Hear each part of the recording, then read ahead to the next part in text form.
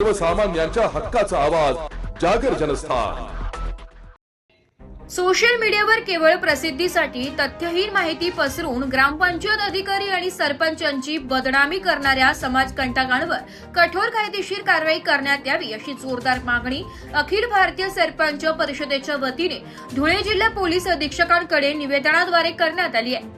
जळगाव जिल्ह्यातील पारोळा तालुक्यातील शिवरे येथे चुकीच्या माहितीमुळे आणि मानसिक त्रासातून एका ग्रामपंचायत अधिकाऱ्याचा झालेला दुर्दैवी मृत्यू अत्यंत गंभीर असून अशी घटना धुळे जिल्ह्यात घडू नये यासाठी पोलीस प्रशासनाने वेळीच पावले उचलावीत असा इशारा यावेळी देण्यात आलाय।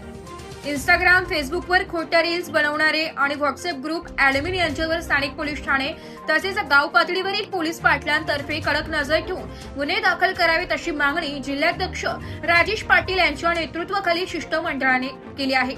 लोकशाहीत माहितीचा अधिकार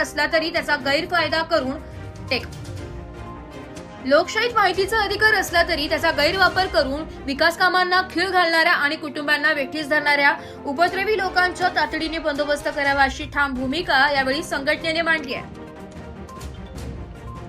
जागर जनस्थानसाठी रूपक बिरारी, धुळे। काही माहिती देत असेल चुकीची तर त्यांच्यावर कायदेशीर कारवाई केली पाहिजे।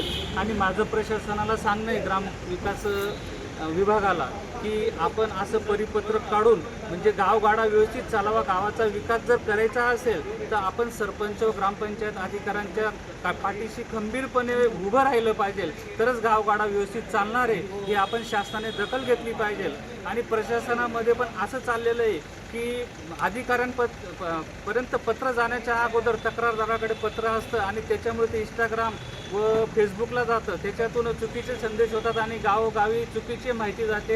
याच्यात सरपंच, ग्रामपंचायत अधिकारी बदनाम होतात आणि त्यांच्यामुळे असे कुटुंब बरेच उद्ध्वस्त होत आहे, त्यांची पोरकी झालेली आहेत। तर असं होऊ नये, कारण प्रत्येकाला कुटुंब आहे, संसार आहे, ते पण एक माणूस आहे, व्यक्ती म्हणून काम करतात, तर त्यांचा फायदा चुकीचा नाही घेतला पाहिजे। हक्क आहे, तुम्ही तुमचे हक्क मागा, शासनाच्या योजना या लोकांपर्यंत पोहोचतीलच, आम्ही त्या पोहोचवण्याचा प्रयत्न करत आहे। पूर्वी सोशल मीडिया नव्हतं, चॅनल नव्हते, त्यामुळे ग्रामसभा ह्या घेतल्या जात होत्या। पण माझं शासनाला सांगणं आहे की ज्या आता ग्रामसभा आहे त्या सुद्धा कमी केल्या पाहिजे, कारण की नंतर अवघ्या 2 मिनिटात गावकऱ्यांपर्यंत, लाभार्थ्यापर्यंत पोहोचतं, त्यामुळे ग्रामसभेचं बी प्रमाण कमी झालं पाहिजे अशी माझी शासनाला विनंती आहे। आणि शासनाने ही दखल घेतली पाहिजे आमच्या सर्व सरपंच संघटनेकडून, धुळे जिल्ह्याच्या संघटनेकडून अशी मी नम्र विनंती करतो।